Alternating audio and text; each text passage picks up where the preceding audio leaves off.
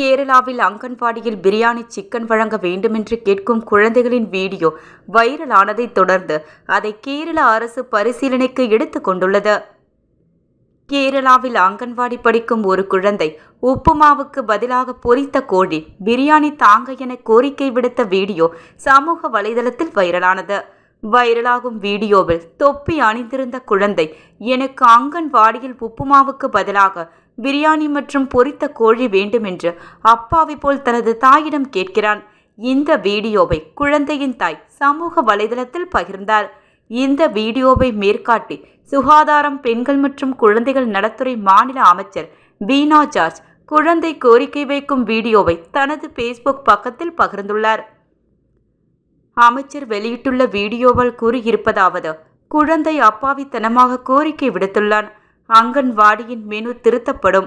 குழந்தைகளுக்கு ஊட்டச்சத்து நிறைந்த உணவை உறுதி செய்வதற்காக அங்கன்வாடிகள் மூலம் பல்வேறு வகையான உணவுகள் வழங்கப்படுகின்றன. இந்த அரசாங்கத்தின் கீழ் அங்கன்வாடிகள் மூலம் முட்டை மற்றும் பால் வழங்கும் திட்டம் வெற்றிகரமாக செயல்படுத்தப்பட்டு உள்ளது.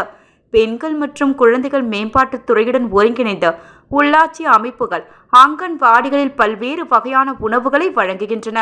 இவ்வாறு அவர் கூறினார். நெட்டிசன்களும் குழந்தையின் கோரிக்கையை ஆதரித்தனர்.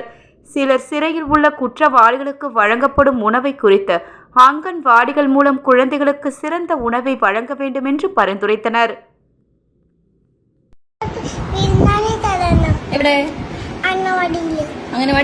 എന്തോ വേണ്ടേ?